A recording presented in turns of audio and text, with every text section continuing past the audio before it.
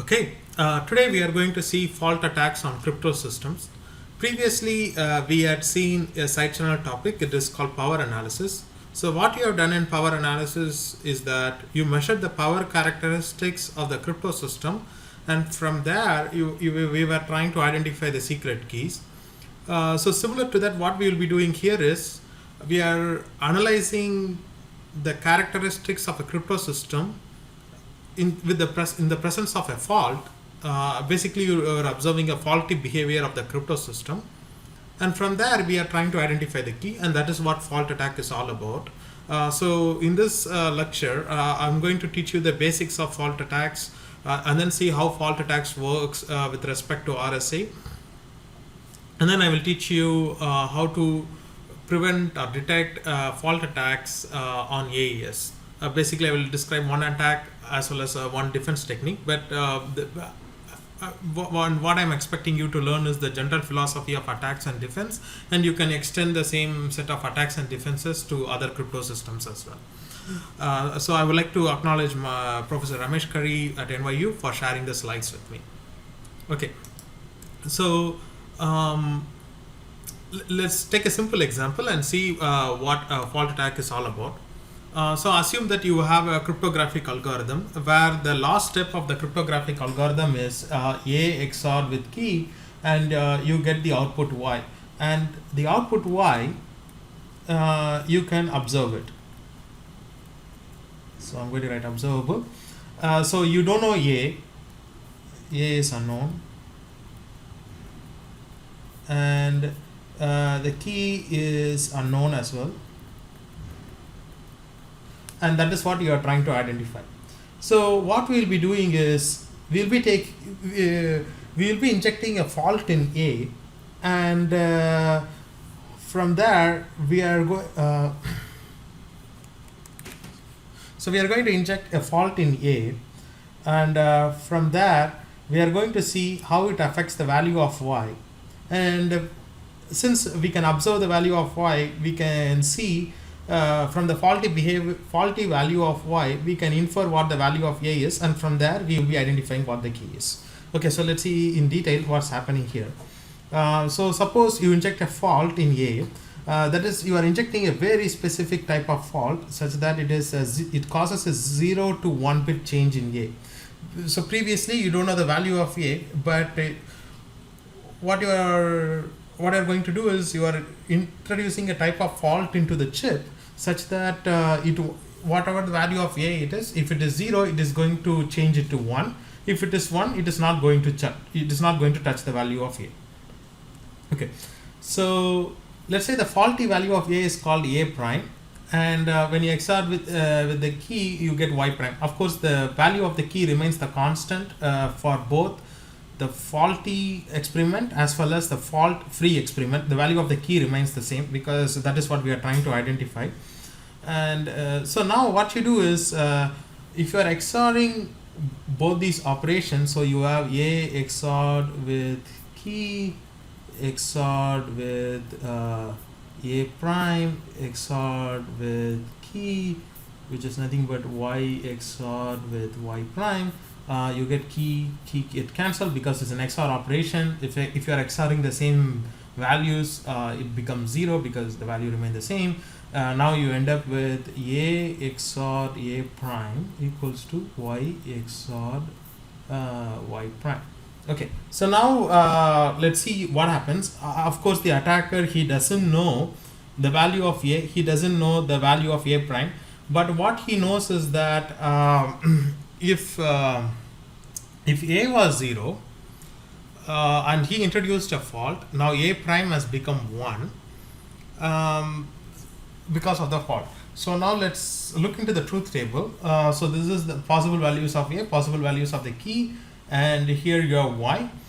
So this is just an XOR operation, and let's say A prime, it can take different values, but the key remains the same. So here you get different values of Y prime, and now you see that the type of fault that you injected can translate the value of A from 0 to 1. So if the value of A is 0, it is going to change the value to 1. and because of that, the value of y prime differs from that of y. So even though the key remains the same, the value of y and y prime they differ. So as soon as you see that if the value of y and y prime are different, so then what you know that the value of a was previously 0 and the fault has changed it to 1. If the value of a was 1 already, the type of fault that we introduced 0 to 1 will not affect this value, because only if it is 0 then it will translate to 1. So this value will correspond to this value and the value of y wouldn't have changed. So the value of y would have changed between y and y prime. That change would have only happened if the value of a was previously 0 and the new faulty value was 1. And what this means is that the original value of a is 0, and depending upon the value of y, you can now tell what the key is using the simple equation that now you identified a, and you can observe the value of y because it's the output of the crypto system, and from these two values you can identify what the key is. So this is generally this is what fault attack is all about. So you'll be observing the final output, but just closer to the final output, whenever you are mixing it with the key, what you will be doing is you will be injecting a type of fault, and you will be observing the effect of the fault at the final output, and based on the effect of the fault you will be trying to find out the key. Okay, so let's think about this with a common example. So let's say there are two people, Jack and Dino. So Dino is interested in buying toys for whatever reason. So he goes to the salesperson Jack and says that, hey, I'm looking for toys, but I have only like $15. So Jack says that, look, I have bunch of cars, each car costs $3, or I have bunch of planes, each plane costs $5. So Dino says that, oh, I would like to buy 3 planes. So he gives the $15 and Jack gives 3 planes. So this is not, there is nothing much interesting happening here. But the most important thing is that Jack says that when I deliver the plane, if you deliver these planes, if you figure out that if any of these toys are broken, then I can reimburse the money for the broken toys. Okay. So Dino says he wants to buy $3, and Jack says, hey, that will cost $15. So now Jack says, hey, how will you pay? Dino says that, okay, he will send it by a postal order and he will mail it to Jack.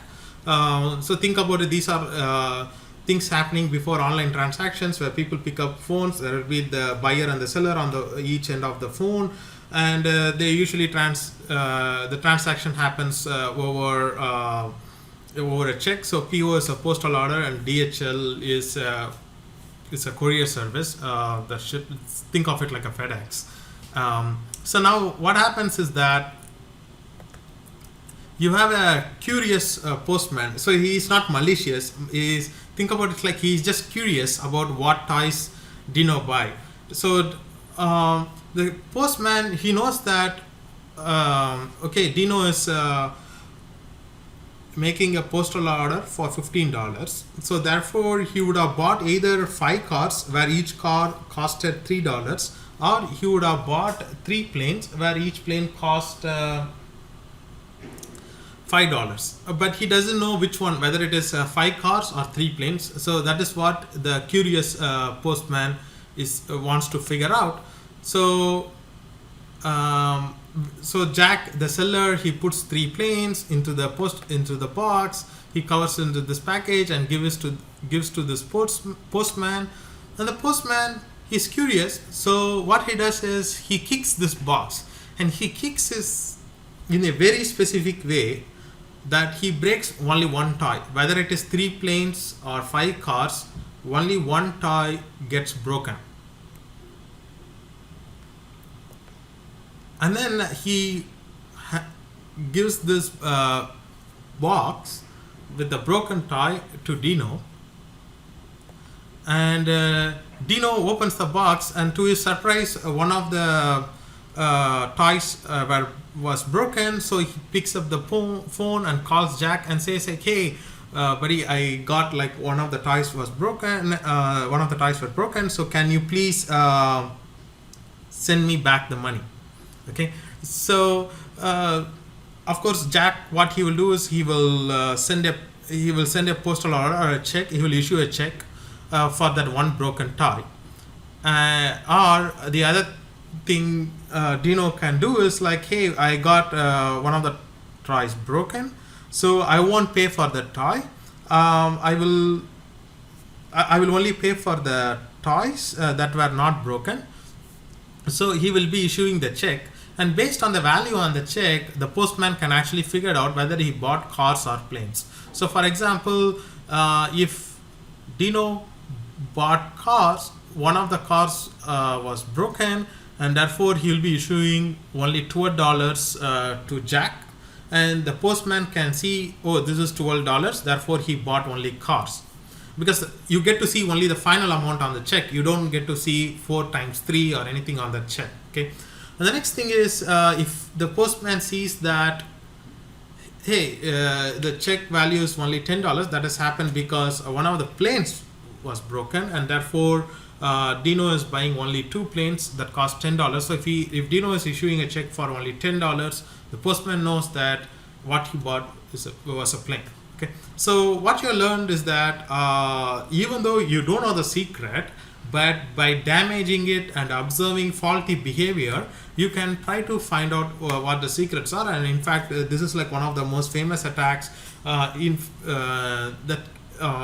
that were introduced during mid 90s. In fact, I think, if I'm right, this set of attacks came first before power analysis attacks. Okay, so typically, how do you introduce faults? Of course, toys you can kick, but what will you do to a chip? So there are multiple ways of introducing faults into a system. So for example, you can increase or decrease the voltage by you can sweep the voltages applied to the chip, and because of that, if you under voltage it, sometimes the flip-flops will not latch correct values, and that introduces faults into the system. Or you can inject lights and lasers and EM waves into the chip and cause faults. Okay. So there are multiple ways of introducing faults into a chip. So some of the famous ways, so many of these ways are very simple. For example, you can tinker with the supply voltage. You can either over voltage the chip, or you can under voltage the chip. Typically under voltage causes the chip to run slow, but because you are operating the chip at speed, the flip-flops will be latching incorrect values. So that is one thing. Or you can start introducing glitches into the external clock, and of course this will also cause problems and faults within the chip.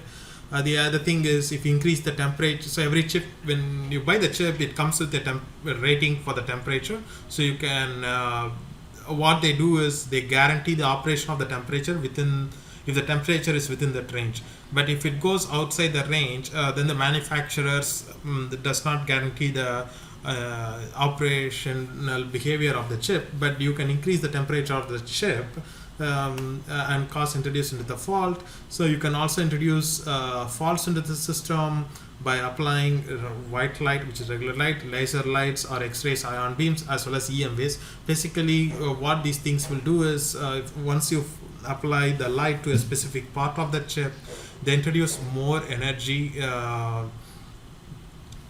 into the transistors as well. And what this causes is that it applies more energy to the electrons to overcome the silicon band gap. So typically, only when you increase the gate voltage, then the electrons can go from the source to the drain. But because of this external light, because of the energy through this external light, these electrons gain so much energy such that you don't even need sufficient gate bias. Because of the energy supplied by the laser and other EM waves and so on, they can go from the source to drain, and basically that is a faulty behavior. So for example, you like, let's say you constructed an AND gate, and one of the inputs is 0, but because of now you are applying a laser light into that AND gate, the electrons now can go from source to drain with even if the gate voltage is 0. I'm talking about NMOS, and because of this, the output of the transistor can now, the output of the AND gate can now become 1 even when it's one of its inputs is 0. So this is what happens during fault injection. So another distinction that I want to make here is that so there are two things. So the supply voltage and the external clock, the temperature, these are all global, and they are also cheap. So what I mean by global is that in a chip you have like you have only a limited set of supply voltage. When you take this voltages, you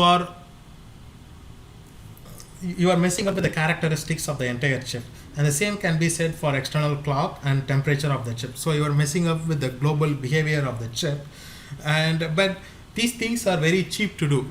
It's not going to take much of equipment to change the supply voltage or the clock or the temperature. But on the other hand, if you are applying these type of lasers and other types of lights, you need to be it needs to happen only at a specific location. At the same time, you need a type of expensive equipment to apply laser lights and so on. So the type of fault attacks that we are going to see is more using the laser light, but the same philosophy can also be extended to the ones where we tweak with the voltage, clock, and temperatures. Okay, let's see. Okay, so basically this is a set of pictures where they mount a chip, and on the chip they apply high energy ion beams that can tamper with the behavior of individual transistors or a set of local transistors that alter the functionality of the gate. So basically you are introducing a single bit fault, but nowadays the chip dimensions have become so small such that it's no longer a single bit fault. If you apply this 20-year-old laser technology on it, you may be injecting a bunch of faults even with the neighborhood gates. But then people have been analyzing the effects of what happens if multiple faults are introduced, how can we do fault attacks and so on. But at the same time, you can also spend more money to get a very high focused laser such that you can still only tamper with only one gate and get a single bit fault. So basically, if you need a high focus, the dollar value goes really, really high, and this is used for latest technology chip. If you have a low focus, the dollar value remains low, but doesn't work. That it works for older tech chips.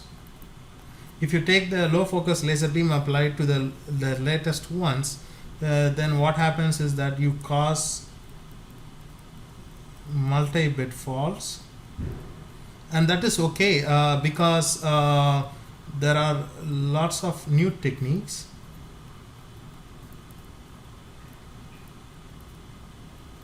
new fault attack techniques that can handle the multi-bit faults. But for in this lecture,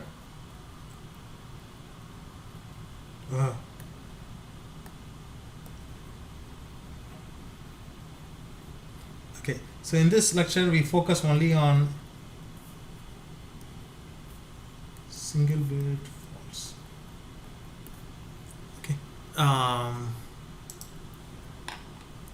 Okay. So the way people inject a fault is that first they need to find which transistor they need to target, or which set of transistors they need to target. And the way they do that is first they need to find which step in the cryptographic algorithm they need to inject a fault. So for example, you can take an AES, and the cryptanalysis guy will tell, okay, we want to inject a fault in the first round of the AES or in the last round of AES. So typically people prefer, the attackers typically they like to inject fault as close to the output, and we will see why that is the case in the upcoming slides. So we need to find what are the set of transistors that implement this round 10 or round 12 or round 14 for different versions of AES, and then we go and inject a fault. So that's the spatial localization. That is we need to localize our laser beam to those set of transistors where we want to inject a fault, and typically these tends to be the rounds that are very closer to the output. The next one is firing window size. Okay, this is more on the side of when should we introduce this fault. So obviously you want to introduce this fault when that round operation gets activated, and then what is the intensity and wavelength. So basically these two things corresponds to how much energy you want to give it to the transistors that can cause the flip. Of course, if you do not give too much energy to the electrons, they are not going to overcome the band gap. But if you give too much energy, then what happens is that the fault needs to be only transient, because you need to operate the chip between the faulty behavior and non-faulty behavior, as we will see. And the transient effects, if you give too much energy to the electrons, then the transient time of the faults can be going on forever. Okay, and finding these parameters is not easy. There is a lot of people do a lot of research on finding what is the optimal value of these parameters. Okay, so now first I will teach you how to do fault attack on RSA. So the idea is really simple. Okay, so as I already told you, there are many ways of injecting faults, but then it all depends upon whether you want to inject a transient fault or a permanent fault. So transient fault, the idea here is once you introduce a fault, but after some time the effect of the fault disappears, and the chip comes back to its normal state. So for example, if you're introducing glitches in terms of in the power supply, or you're introducing in glitches in the clock, so those are transient faults. They don't have much effect on the physical state of the device after the device comes back to this normal. So what this means is that you injected a fault, you observe the faulty behavior, and after some time the effect of the fault vanishes, and therefore the defender, after the effect of the fault vanishes, may not have any trace that the fault attack has happened. So this is similar to your power analysis, where you did certain things without letting the defender know. So this is tough for defender to know that the attack has happened.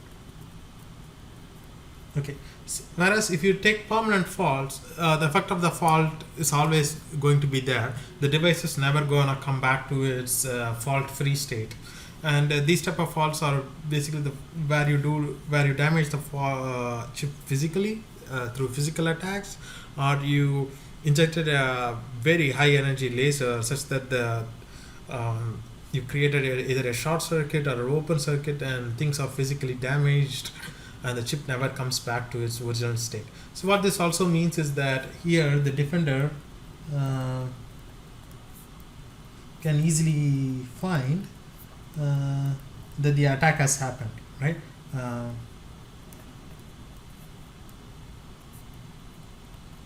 Okay. So transient fault and permanent faults are two types of faults, but what is more important to us is whether the defender has figured out the attack or not, right? So the next one is even within the type of fault attacks, you can introduce the faults as well as the type of faults using three different mechanisms: invasive, semi-invasive, non-invasive. And this is very similar to the way that we have seen using the power analysis, and so let me not go into the details of it. So of course this is the setup that what people do is to this is the setup on how people inject high beam lasers to create to inject fault in the system. Basically, here you can see the chip. The chip is very tiny. It has been depackaged, and here they put it under the microscope to identify the different regions and locations. And once they identify the target region and target location where they want to inject a fault, then they apply a very high then they apply a laser beam to inject the fault at a particular base. Of course, these equipment are expensive, and if you want to do it on modern technology, it's really tough. But on the other hand, this is another way of injecting the fault. So here people are introducing glitches into the clock. So here is a clock generator, so clock IO generator. So typically chips need to have a very high stable clock. Whatever frequency that it is operating, the clock signal has to be highly stable, the signal has to be highly consistent. But then using this glitch generator, what happens is that the attackers, they introduce glitches in the clock at very fine intervals. Basically, you cannot introduce glitches at any time you want. You want to introduce glitches when certain important operations are happening, and we will see what those operations are in the upcoming slides. So during the execution of those operations, you introduce the glitches and you observe the faulty behavior. And after the glitches the glitches are short-lived and they vanish after a certain amount of time, and the chip will come back to its normal state. So this equipment is slightly less expensive compared to the laser beam one. Okay. So let's talk about the general philosophy of fault attacks. What you do is you first you have a device and you have a key in that device, and you want to identify what's the key that is there in this crypto device. So what you do is let's assume that this the crypto device is performing some encryption algorithm. So you first inject an error into this device. You perform two sets of encryption. One with the effect of the fault, and the other one is without the effect of the fault. And then you analyze the difference between their outputs, the one with and without the effect of fault, and based on that you recover the sensitive information. And of course I will like how to recover sensitive information depends upon the target crypto algorithm, depends upon the type of fault that we introduced, where we introduced, and so on, and we will talk about those. But this is the general philosophy. You introduce a fault, you observe the effect of you observe the output of the chip with and without the effect of the fault, and based on the differences you can calculate what the secret information is. And this type of attack is able to retrieve secrets from a vast number of devices that are already there in the market, and in fact many of the devices even now are exposed to these type of fault attacks. And this has been one of the active research topics over the last 25 years, ever since the first fault attack has been introduced. And attackers are getting more and more sophisticated. Previously they were introducing only single bit faults, but as the technology progressed, introducing single bit fault is okay, so let me explain. So if you introduce a single bit fault, what it means is that you know exactly where, and if you know where in the chip you are introducing the fault, if you know what type of fault that you are introducing, attacks become easier because you know what you did. But then if you don't know the type of fault, if you don't know where in the chip you created a fault, attacks become difficult because you don't know what you did. You don't know whether we introduced the fault or not, so therefore things become difficult. But over the years, attackers have developed many techniques. So even though you don't know the type of fault that you introduce, still attackers can get the key and so on. As the technology progressed, if you introduce single bit fault, it was relatively easier to retrieve the secret key, as we will see now. But as the technology progressed, introducing single bit fault become difficult. People were when you apply a laser beam, if it is unfocused, you will be hitting multiple transistors and you will be creating multiple faults at the same time, and this made retrieving the secret key a lot difficult. But still, attackers were able to figure out, even though you hit multiple transistors and create multiple faults, can we still recover the key? Attackers were still able to solve that problem. So attackers are getting more and more sophisticated. So that's what I mean by that. And the attack equipment are becoming cheaper. Like the glitch generators and stuff are a lot cheaper, and so fault attacks are much more practical than what we think. Okay, so let me explain with an example. So I'm going to take RSA as an example, and I'm going to talk about how you can introduce faults into RSA, and basically that help you to find out the private key. So before I go into the fault attack, I just want to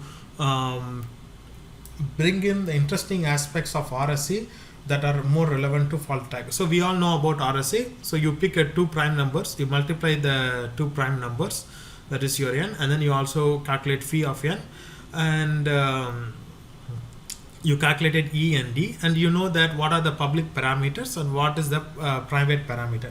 So here in this algorithm, the public parameters are n and E, and the private parameter is D.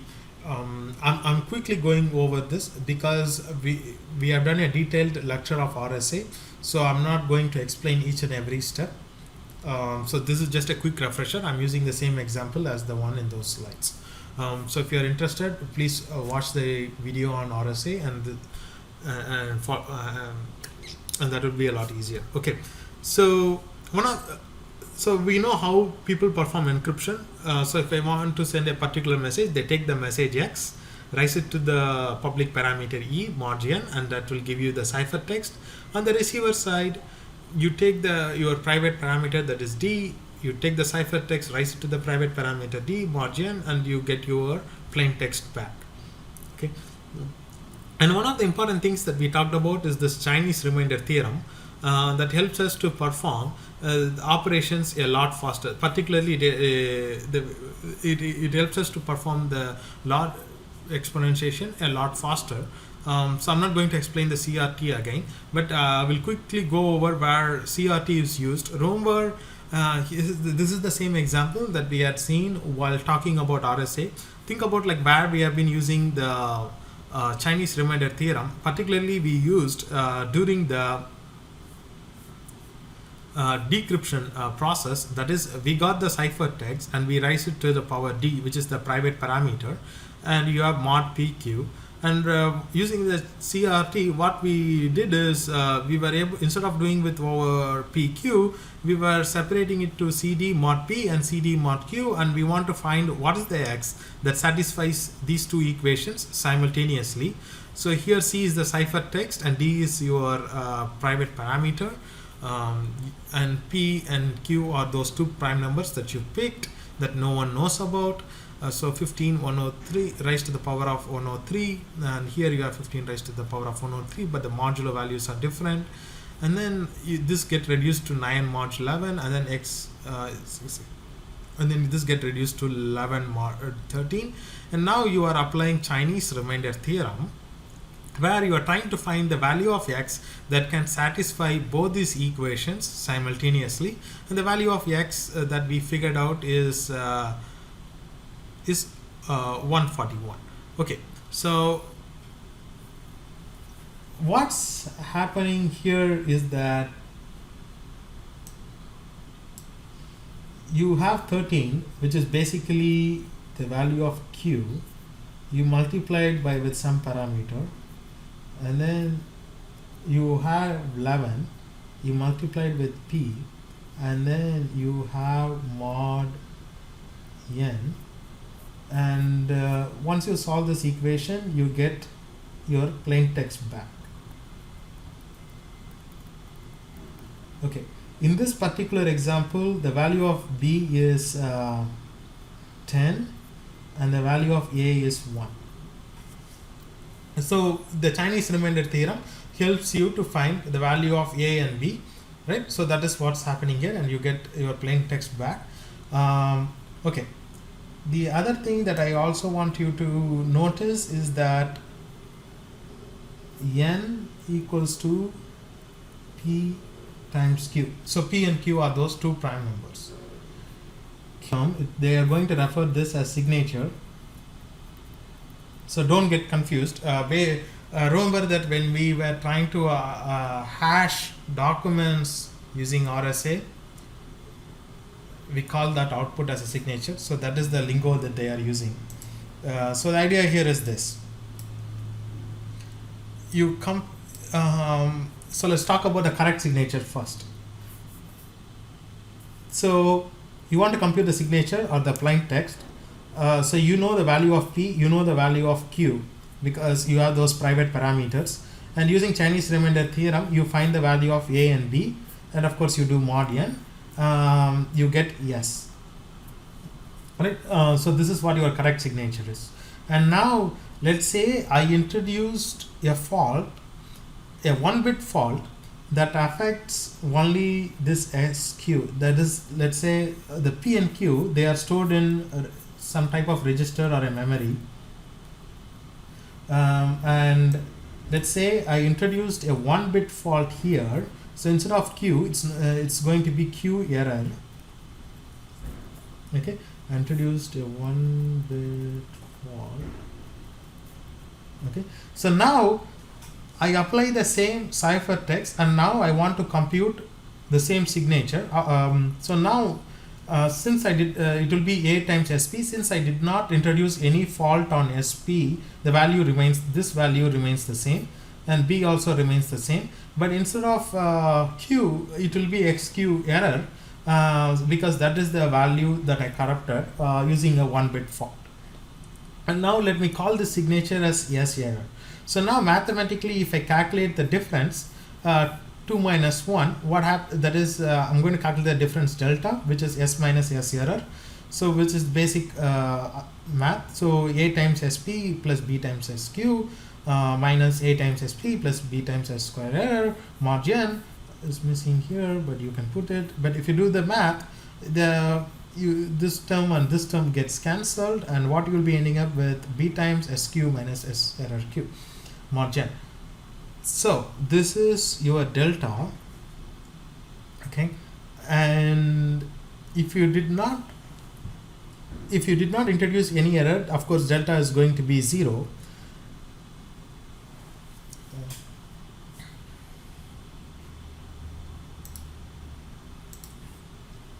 Okay, so now delta is given by this term, but if you observe delta and given how CRT is computed, I'm going to argue that if you take the GCD of delta with respect to n, the answer is going to be P, because this parameter B, when you do the CRT, the B is generated such that it is some multiple of P. So when you do the GCD of delta modulo n, comma n, you are always going to get the answer as P. So, and as an attacker, you introduce a fault, you figured out the value of delta, and you also know the value of n, because E and n in RSA are public parameters, and D is your private parameter. But also remember that the security of the RSA holds true that you cannot take n and you can find those two prime numbers P and Q. But in the fault attack, once you know the difference between 2 and 1, you put the delta modulo n and n. If you take the GCD, then you will get the answer P. And once you know P, calculating Q is very simple. It's just n over P, and you will get Q. So once you know those two prime numbers, you can always compute the other parameters like D using the same set of process as the key generation process. So now the RSA can be broken because of this faulty effect. So let me repeat the step again. So let's first talk about the correct signature. The correct signature is basically the Chinese remainder theorem version. That is, you calculate the plain text or the signature by some multiple of P and plus some multiple of Q mod n. And now you introduce a 1-bit fault, or it can be any type of fault. You are just changing the value of Q, because P and Q, they are usually stored in a register or memory. And let's say we were able to find the location of Q, and we were able to flip its location, and we get Q error. And now if you want to now if you do the math, and if you're trying to compute the signature or the plain text for this, you run for the same ciphertext. Basically you apply the same ciphertext as you used here, to here, and you compute this signature. Now instead of SQ, you are getting SQ error, and because of this, the signature value would have definitely changed. Now when you calculate the difference between the signature, if you do the math, you end up with this parameter. And now you know that the B is going to be some multiple of P if you observe the Chinese remainder theorem. Then I'm going to argue that the GCD of delta modulo n comma n is going to be P. Since as an attacker, I know what is the value of delta because these are observable outputs. Remember, the signature or the ciphertext is observable. The plain text is observable. So I'm going to see the delta, and I know the value of n because n is a public parameter. Using these two things, I can calculate the value of P, which is one of those two secretive prime numbers. And you can also, now you know, since you know the value of n, you can calculate Q by using this equation n over P. And now you are able to factor, since you are able to find those two prime numbers, you can take them, apply through the key generation process, and you can find the secret parameter D. So this is how you do fault attack on RSA and find the keys. So let me explain with an example. So you have the faulty signature SE, A times SP plus those equation, the correct signature. The only difference is this change in the value of Q. So let's say that Q is 7 and the erroneous value, so Q is going to be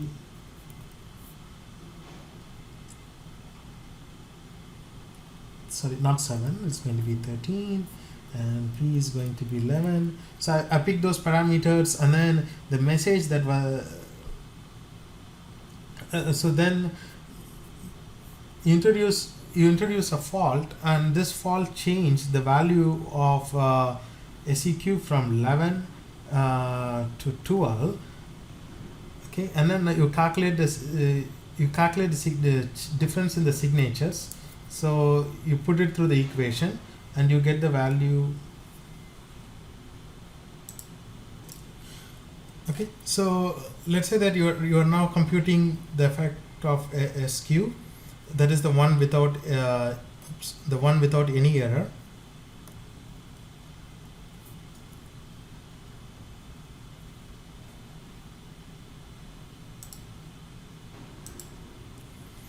Let's say that you are computing the value of SQ, the one without any error, and the signature that you get is 11. And now you introduce a error in the value of Q, and the signature value that you now get is 12. And now you compute the difference, which is S minus SE.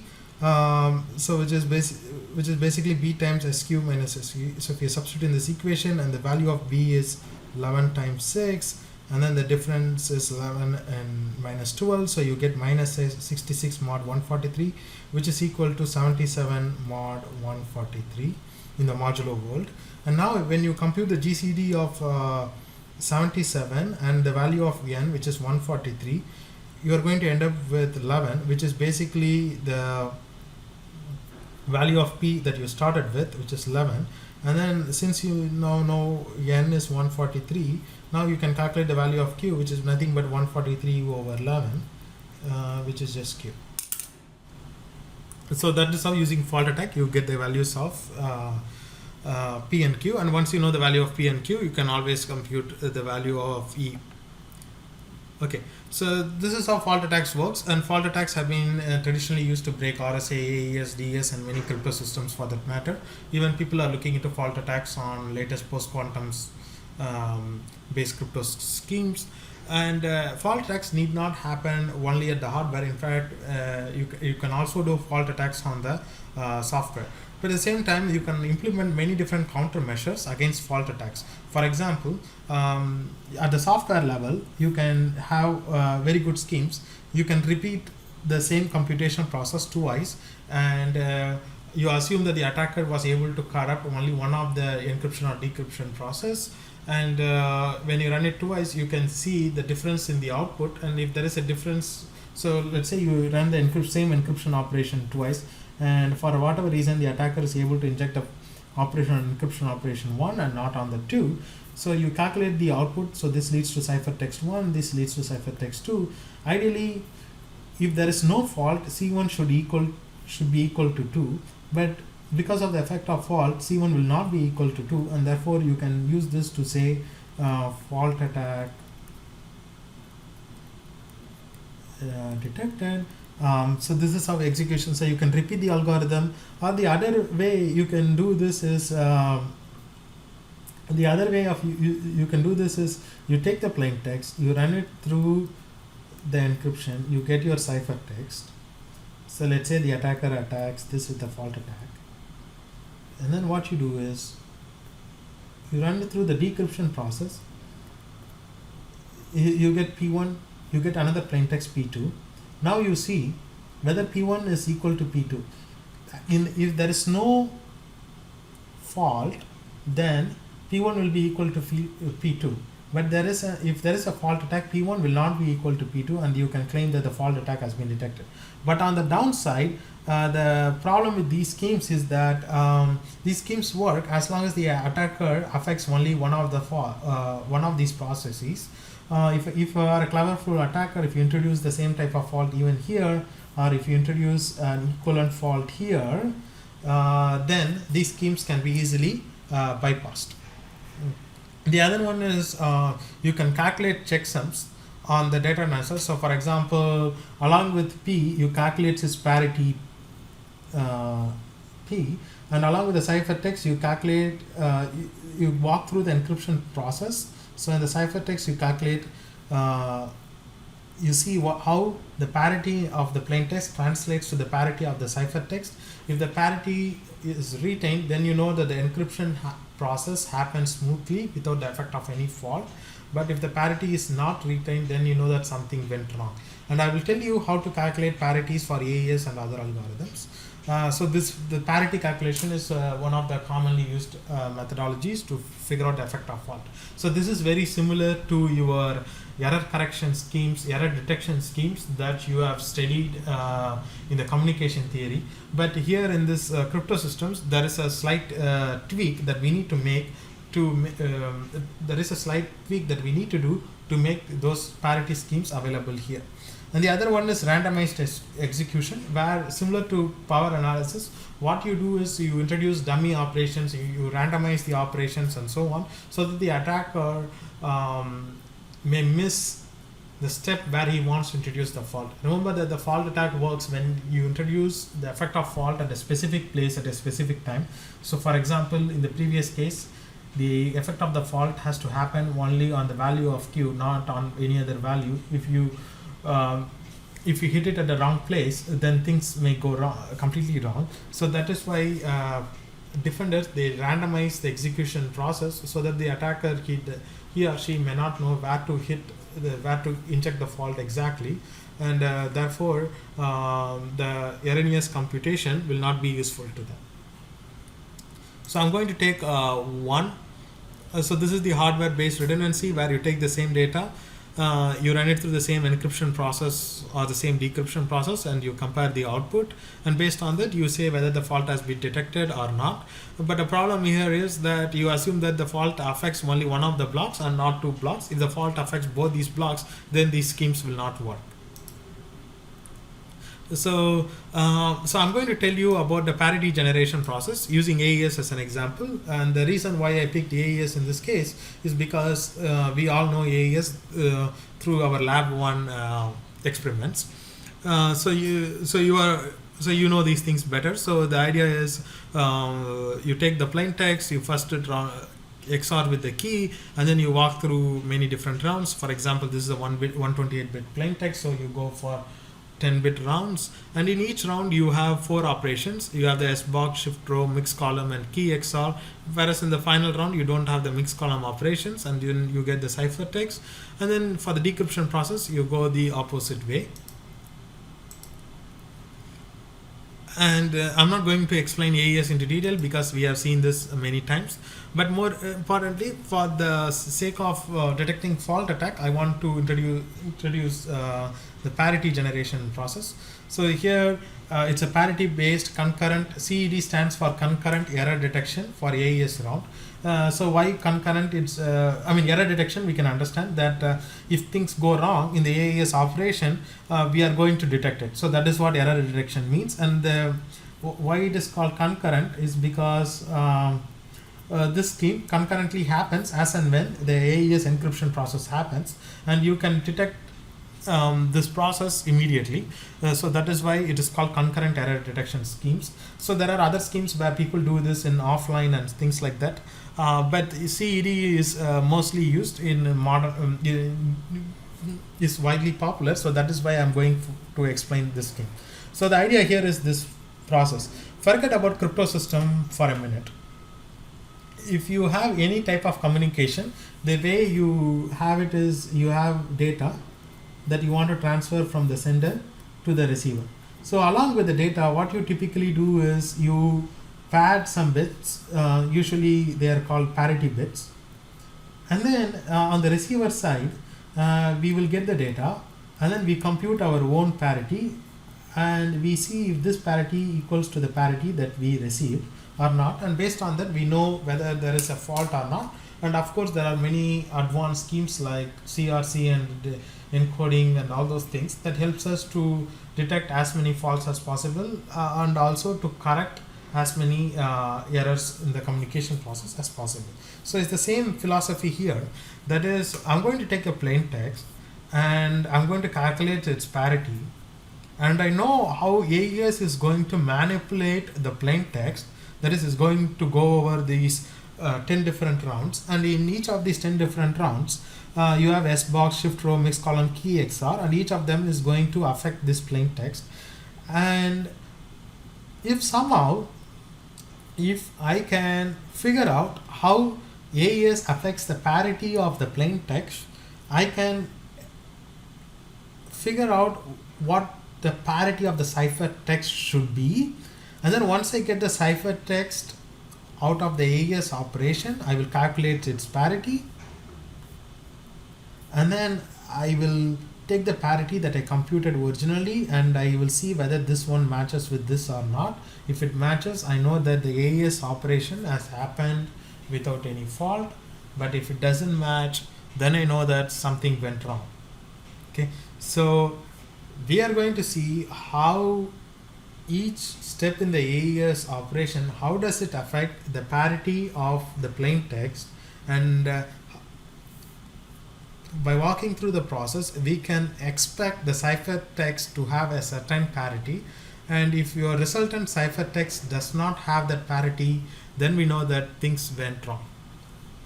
Okay, so how do we calculate the parity of AES? So if I give you a string, if I give you a binary string,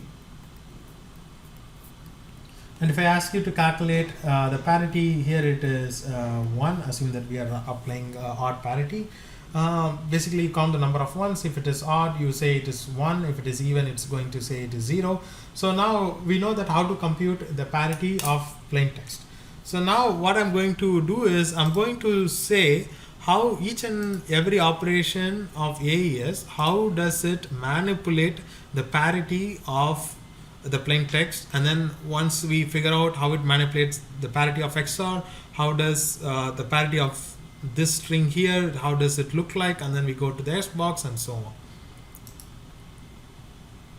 Okay, so now first let's look into the XOR operation. So the XOR operation, we all know what we do is we take one bit of the plain text and we take one bit of the key, we XOR them, and we get an intermediate value. So if you know the parity of the plain text, if you know the parity of the key, which we can compute offline, then the parity of this guy is nothing but the parity of plain text XOR with parity of key, and this is easy to compute, right? And P of k, parity of k, you can compute it offline because the key is usually fixed for a while, and this you can compute it offline and store it along with the key, and there is no performance overhead for this key XOR operation, because this is just because this is happening parallelly compared to the, so when as and when you're running the AES, so this parity process is running parallelly, so therefore there is no performance overhead here. And then now let's look into how SBOX, how mix column manipulates the parity of AES. So in AES, you have what you do is everything you are representing in terms of a byte, and let's say this is the input to the mix column and this is the output of the mix column. And if you look at here, is what you're doing is you are multiplying Z0 with 02, Z1 with 03, Z2 with 01, Z3 with 01, and then you get a new set of values. And here I'm going to argue that whatever the parity of the input, that is going to be the parity of the output. And I will tell you how. And because the parity of the input is equals to the parity of the output, you can just you can just pass on the parity value. You don't need to have additional circuits to calculate the parity of the mix column. So now let's see how mix column holds the parity. So first of all, I want you to teach two rules. The first rule is very simple, such that if you take any value x and then if you XOR it with x, the answer is going to be 0 because the values are the same. And the next thing is that if you have if you have a string such that let's say you have a string z, if you multiply z with 0, 1, and then if you same value with z, and then this is going to be 0, and this is easy to see because this I can write it like this, and this one I can write it like this, and instead of 0, 3 I can actually write it as 0 to z plus 0, 1 z. Remember that in the Galois field, plus is basically an XOR operation. So I expanded 0, 3 into 0, 2 plus 0, 1. So now these all get cancelled, and therefore you can see this is going to be 0. So now using these two simple rules, now let's see how mixed column preserves the parity.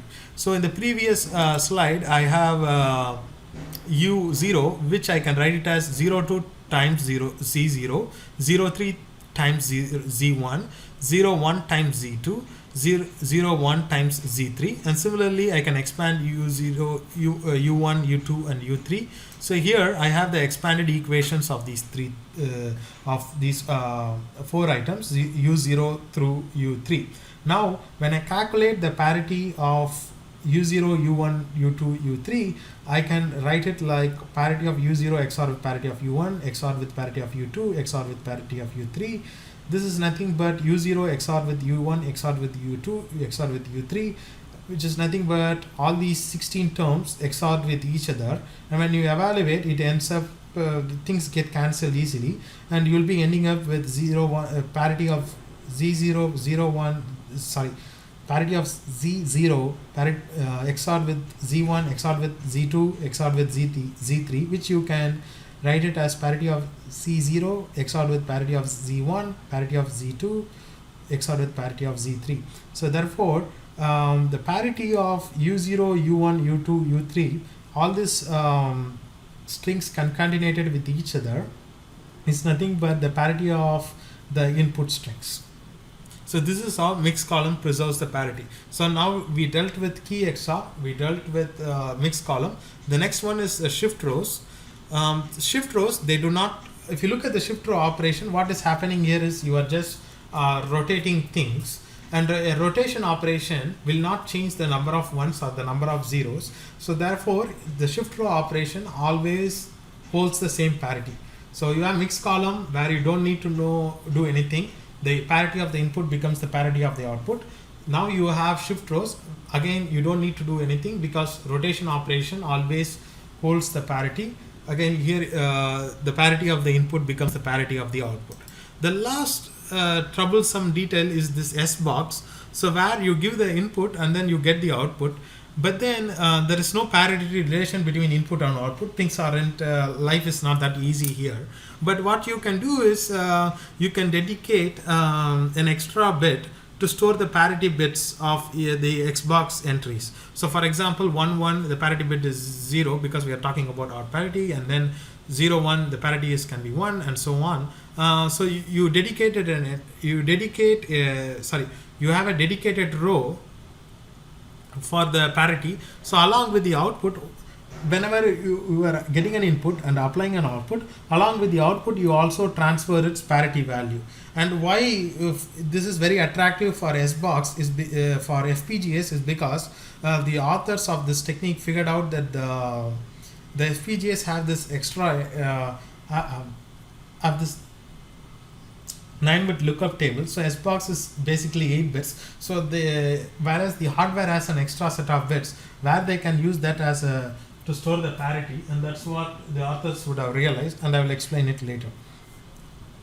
So again here there is no performance overhead because you can pre-compute all the SBox values. You don't need to compute them on the fly.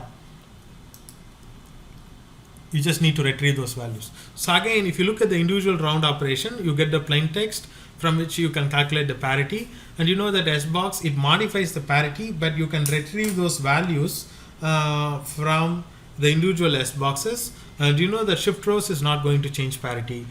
Mixed column, it's not going to change the parity.